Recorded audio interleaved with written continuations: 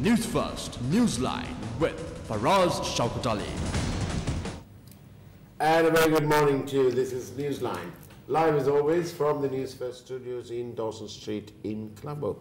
And this morning, well, after the rains last night, which is really super news, hope it fell in the right places, especially in the catchment areas of the reservoirs, so we can have a little bit more hydropower added to the grid. But this morning, we're here, we're going to talk about a matter that seems to have far-reaching consequences for Sri Lanka, especially in its goal of finding foreign direct investment. And it's all about money laundering this morning. I'm joined by a person with extensive expertise in parliamentary affairs and rather privy to some of the salient points of the money laundering laws in Sri Lanka, and he's right here with us. Very good morning to you, Mr. Lasil De Silva. Good morning, Faraz. Good morning to you. Thank you very much for being on the program. It's a pleasure. David, Lasil, you have been speaking quite a lot about this matter, money laundering. It's a cornerstone of good governance and transparency. So what is wrong at the moment? Who's responsible? Tell us the story. Actually, I must start from what we started in the Precifact, really, right, with regard to money laundering. Now, when we were assigned with the investigations into various corrupt practices, we also thought it was correct for us to go into money laundering.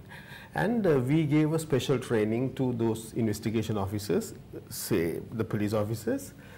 And having started that, we also were in touch with some foreign officials from UK who were going into money laundering activities. Yeah. And I believe we were doing extremely well, but the problem was that we couldn't finish it up.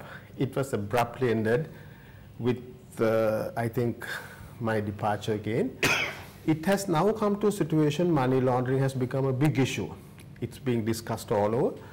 And as we know, money laundering has been there for a long period of time. Yeah. It involves terrorism financing, say it involves drugs, Indeed, trafficking, and all kinds of things where they have earned illegal money.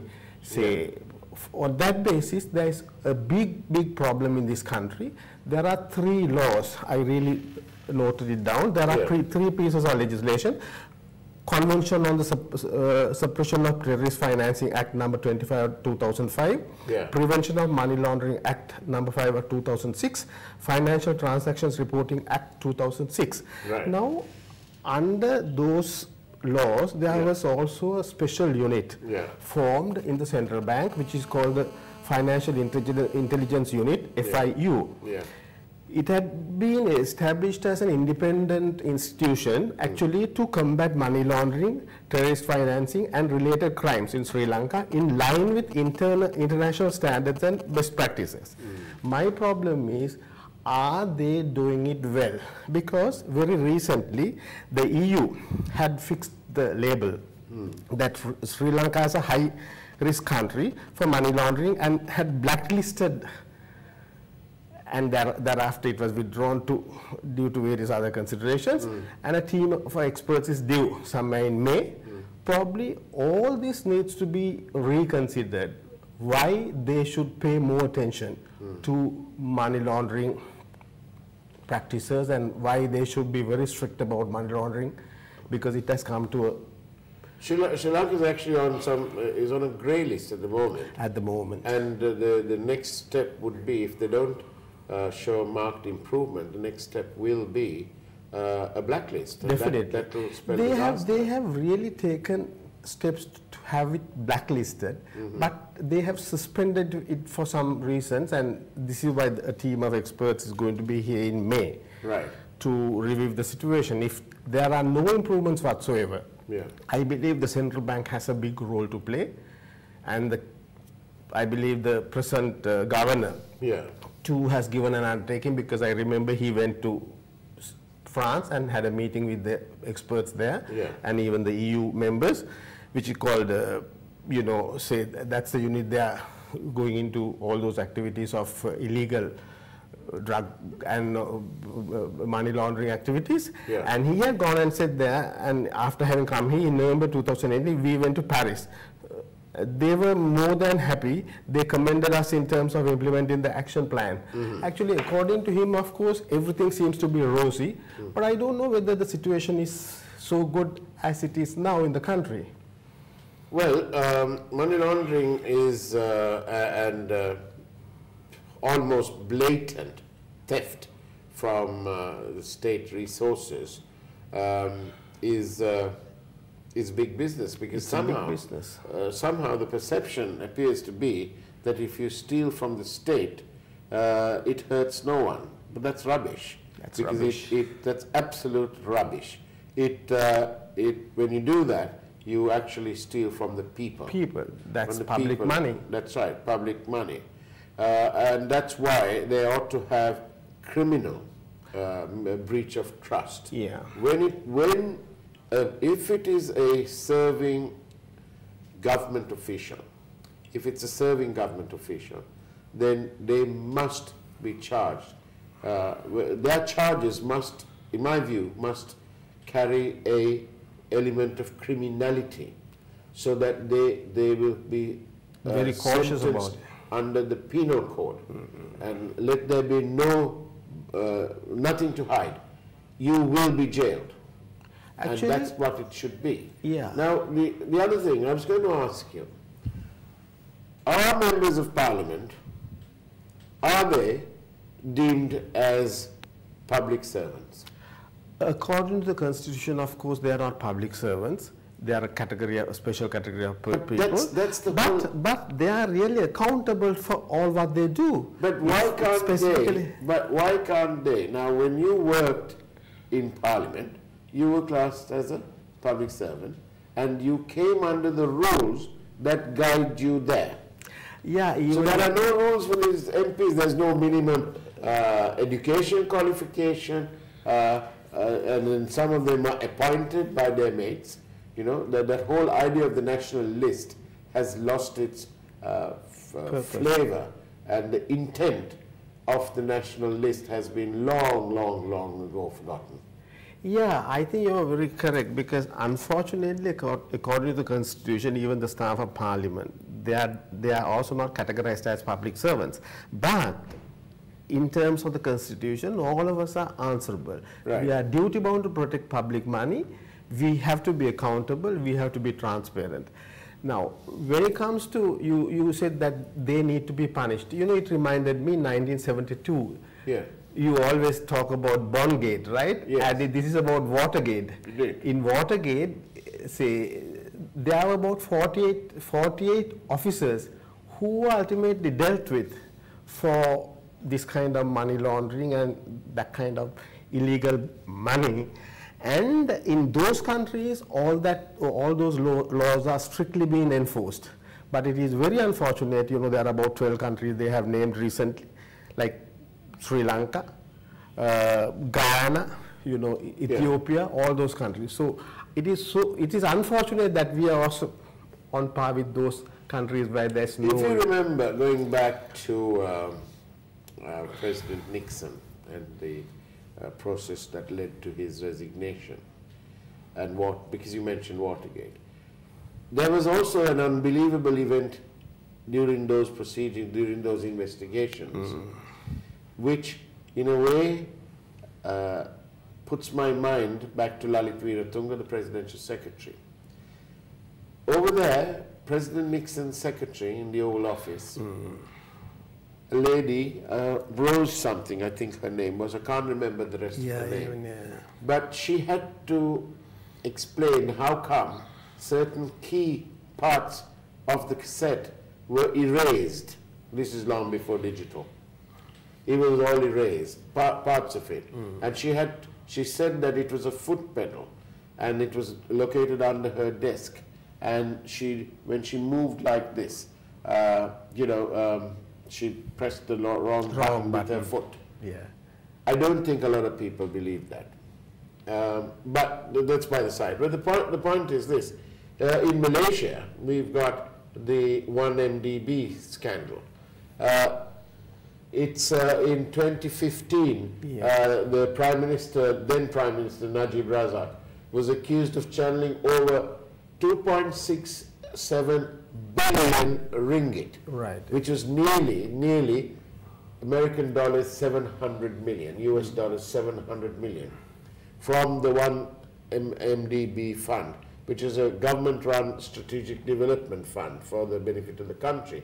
Now, this figure, nearly 700 million, that is supposed to have ended up in personal bank accounts controlled by Mr. Najib Razak. You're right.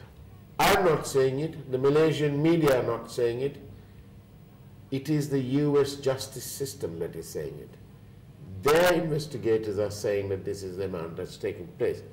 And so much so, it caused so much of widespread criticism in Malaysia that Dr. Mahathir Mohamad left the party that he had grown up in, believed in, and had led the country for several years through that party. Left that party, joined another party, and defeated Najib Razak. Yes. Basically, one of the prime reasons was a growing sense of authoritarianism and fiscal mismanagement and corruption that had been practiced by, allegedly by Najib Razak and his associates. We had a similar thing here, because if you remember in 2014, the campaign was on the same lines. On the same lines. It was about corruption, transparency, nepotism, family bandism, and all that. But sadly, for citizen Lasil de Silva, there's been no action of any sort. No, that's what I initially stated.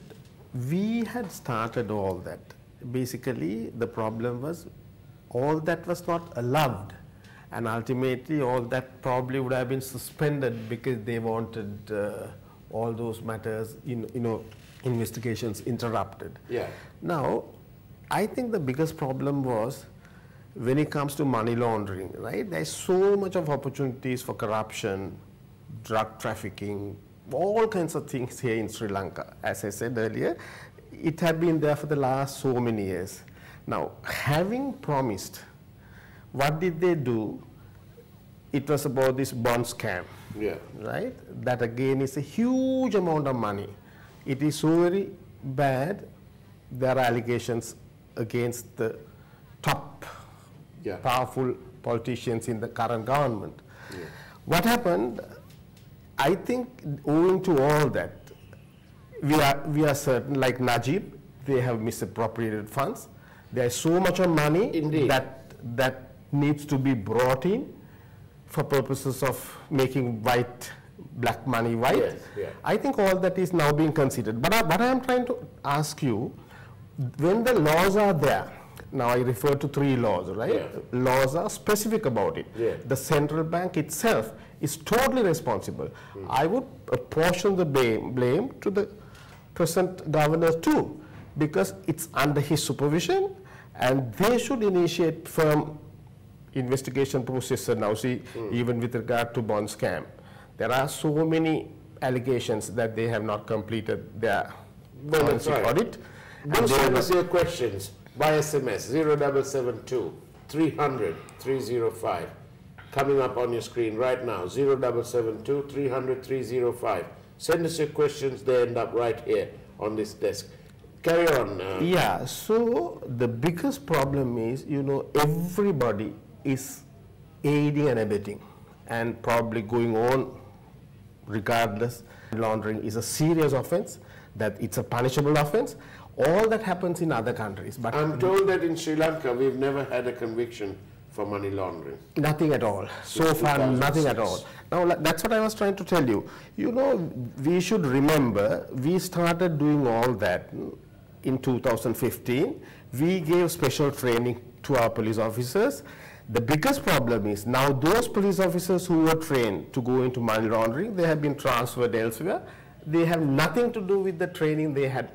This is the problem. This is the problem in Sri Lanka. Well, yes, maybe it's because some people feel threatened by this new, the new knowledge of these colleagues who work under them. Basically, you know, we were in the habit of talking and making allegations to other ministers who were responsible, because we were doing all those investigations that they would have felt unsafe, insecure, right? So naturally, they were also there. But there were other groups of people who knew what we were up to. Probably money laundering activities we just started then was another reason why they wanted to stop. One of the first questions that I've got is querying as to why was bail granted to the Bond associates who were most recently remanded and then granted bail in about a week. I believe that the reason is that they were charged on for offences against the RSSO, the Registered Stocks and Shares Ordinance, and under that you can get bail. But sometimes the audacity of some of these people who know what they've done and who are trying by using the people's money, using the people's money to hire the best lawyers and to hide behind little quirks and little loopholes in the law. Correct. Right? And they're using the people's money to pay these very expensive lawyers, only doing their job. But at the end of the day, I think even these lawyers must have their conscience with them. Definitely. Because it is the people's money that is ending up in their bank accounts and in their hands. And one other thing I wanted to say to you. When this government came in 2015, one of the big ticket items was about the pumping and dumping. Newsfirst did a very famous piece on that called The Barbarians of the Stock Exchange. And actually, there's no other better word. You know, whoever described and named that segment, The Barbarians, must be given a special prize on its own for that. But when Tilak Karunaratne, he's now retired, when he came into the SEC, he promised that several files that had mysteriously not been investigated or had been investigated just for the sake of investigation, you know, just from the top, right? Lava right? He promised an investigation into them. He retired, and there's no information about that. So, you know, Sri Lanka went through this pumping and dumping thing, and it came crashing down. Nothing happened. And then, when newspapers report a little bit about some other slight, some other departure from due process, in terms of land, for example, they will write letters and protest their innocence. Why don't they write letters and accept their part in the greatest financial robbery that took place in this country since independence? If they did that, all those Bond associates, then they can have a modicum of sympathy. Definitely. But who will have sympathy? It is very unfortunate, you know. Now, you referred to about lawyers, right, their integrity. Actually, it reminded me how lawyers appear, and particularly those in politics holding top ministerial posts. Yeah. You referred to a good name here, one Tilak, right? Yeah. And this particular lawyer appeared for... No, he's not a lawyer. Tilak is a... No, I mentioned the name. Oh, okay. Right? One Tilak. Okay. One Tilak, not one MDB. Okay. Appeared for the VAT scam, the particular guy who robbed nearly 4 billion, right? This is the situation of the country, and where do you feel the positions, or at least when they hold positions, you know, there's a conflict of interest. They don't look after, or at least they perform their duties to the best possible. So-called experts give expert opinion Yeah. in the commercial courts of this country and lend their name to all sorts of things because when they give an opinion, it is stood by. But half of these people are doing it partially. They're doing it partially. Yeah. They're trying to bend the law. I know of one case where this so-called expert in corporate law gives an opinion and then only to find it demolished by a person who doesn't even have who hasn't come close to getting a law qualification, but has a whole lot of common sense.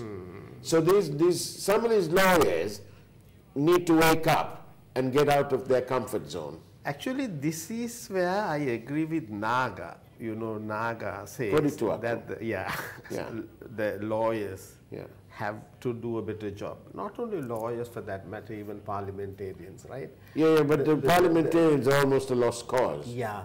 This is basically the reason why we are in this position. Now, when it comes to their duties, the parliamentarians, they have a duty in terms of the assurance, the oath given. Yes. Right? Yes. To abide and honor, to take care of the public money so that they will be able to serve the people according to the undertaking given at the time they gave the oath. Now, the biggest problem here in this country, it is true that they speak about all that, but in real, I mean, when it comes to work or when it comes to doing it, they never do that. Now, the biggest problem, now you told me, I want to take you back to this labeling of our country as a high-risk country, right? Yeah. Now, when it comes to issues, what is the mission of the FIU, central bank, right? The central bank, to administer effectively the provisions of the Financial Transactions Reporting Act by facilitating the prevention, detection, investigation and prosecution of the offences related to money laundering and the terrorists. Now, detection, investigation and prosecution of the offences. Yeah. Have we been able to do it? Now, we have heard of a number of instances where we spoke of, you know, trying to make the black money white. There were even, you all had taken up in news on various issues. Now, all those issues are basically punishable in terms of the law, and unfortunately nothing has so far been done. Yes. We talk about this new company that they had formed, you know. So whatever said and done, let's speak about the Silver Park, right? Yeah. Is a company that they have formed in order to invest money. That's a good thing. Yeah. Let's say it that way. It's a good thing. We need a refinery and we might be able to save a lot of money. By saving all that money, I think you will be doing justice. But the process they have already is flawed. Shall I explain to you what they ought to have done? I think you should be the best person to explain. Let me explain to you. Otherwise, we think forever and a day we get accused of having an agenda. No. We don't have an agenda. We have an objective. And our objective is to ensure that transparency and good governance prevails so that we can all have a level playing field. That's the objective. There's no agenda. Now then, let me tell you what they should have done. When Malik Samaravikrama, as the Minister in International Trade or whatever, when he brought in a cabinet memorandum, at the end of that cabinet memorandum, it's all very rosy and all that, you know, wonderful, right. When at the end, he refers, he suggests and he wants the cabinet's agreement to grant this to a particular company. And it says, blah, blah, private limited, right? Silver something petroleum, right? Private limited.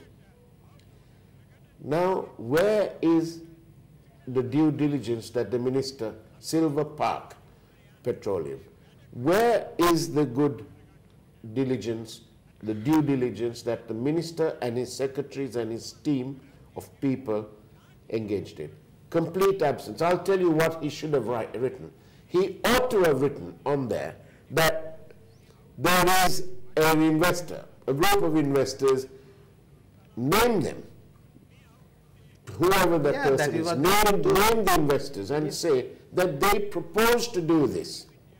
If they are given the appropriate authority to do the oil refinery, that they propose to do it. They propose to invest 3.85 billion or whatever billion dollars, and that they could have said, look, we have reserved, that these investors have reserved a name called Silver Park Petroleum, because you can do that. You can reserve, you can pay a few hundred rupees and reserve the name. And that they will then incorporate the company if and when the cabinet gives their assent. Now, if Manik Samaravikrama had laid it down in those very transparent terms, then I'm afraid that none of this would have happened. Nobody would have said anything, because it's as transparent as black is black and white is white.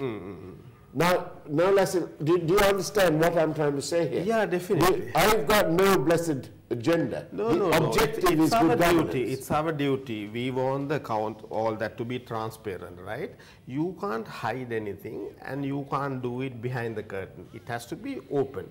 Unfortunate situation is now with regard to Silver Park. You said that there was space left, and this particular company apparently was owned by 4 Jagat Rakshkan. Yes, but what I'm saying is that he could have mentioned the names. But when you go back to Jagat Rakshkan's history, right, those are also again controversial characters, right? But all this, Lasil, when they say that through another company, the leasing, they paid a what shall we say, an advance. Yeah.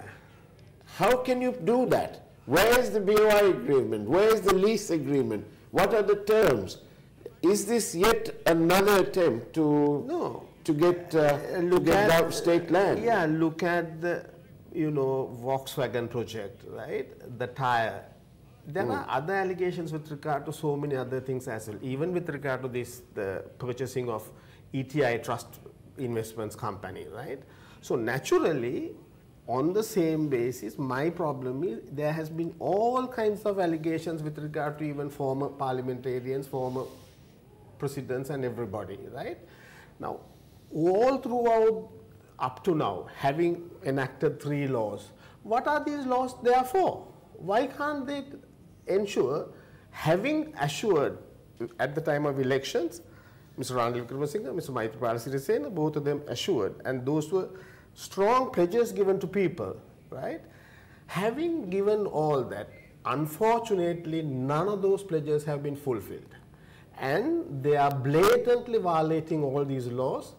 And if it comes to a poor citizen, all those laws are applicable to them. But it's the same names all the time. Who didn't have any standing but went for the breakfast meeting, and then only lamely to claim that he was the advisor to the Prime Minister? No, all that is irrelevant. What is his expertise on bonds, for heaven's sake? Then he should have been made the governor of the central bank. Now, the governor of the central bank has his job. Why should other people interfere? Exactly. Why should they go there, right? Unfortunate situation is all that has been manipulated. This is good enough proof. Now, Ravi K. said during the proceedings at the commission, the presidential commission, there's one thing that stood out. He said, look, we were working like dogs from morning till night. Now then, if that's the case, I'm not talking about Ravi now, I'm talking about the other people. If Malik was also working like a dog from morning till night, why is he spending so much of time at the central bank? Why, to let Dr. Kumar Swamy look after their business. Exactly. Why is he trying to go and why? They're not discussing some rugby team, are they? They collectively push all of them. Now, there is evidence to prove in the report where they did all that on the instructions of their high authorities, political authorities. Leave aside all that. When it comes to financial money laundering, right, there is so much of money, illegal, ill-gotten wealth, right? What are they doing with all that money? Are they bringing all that here in order to invest, to make the black money white? But what is the eventual situation of the economy in this country? It has become such a big problem because there are two different situations. A member of parliament I met recently, and he was telling me, you know, Lasil, everybody seems to be very happy. People go on buying, you know, all the places are full up. I said, because there are two economies, black economy and the white economy. People in the black economy area, where they have so much of money, they have all the money to throw about. So unfortunately, they may not have enough money to throw about, because let me bring another example.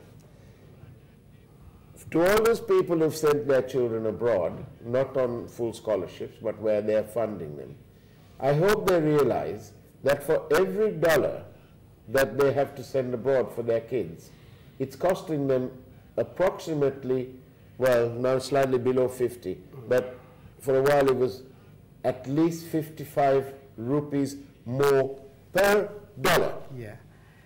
And that means that if you're sending somebody to England, and where, you know, it costs about £30,000 a year, well, you know, you're spending around, it's costing you about $1 million more per month, per year. All that comes so easy. That may be the biggest, you know. Because it's easy come, easy go? It's easy money and they have no problem about it. They have the funds. However much the dollar goes up, still they have no problem. That applies to you and me. That becomes a problem for us. Indeed it does. Well, you know, we've run out of extra time as well. So, Leslie De Silva, thank you very much for being on the program, for talking about all these things to do with finance, I suppose, and probity. Do come along and keep your eyes and ears open, won't you, for even more departures from due process, because we must expose it all. Definitely. Because there's no agenda. No, there is an objective. Yeah, the objective is good governance, transparency, level playing field. Leslie De Silva, thank you very much. That's the way it was on Newsline. Take care, have a great day ahead of you, and of course, God bless. Thank you very much.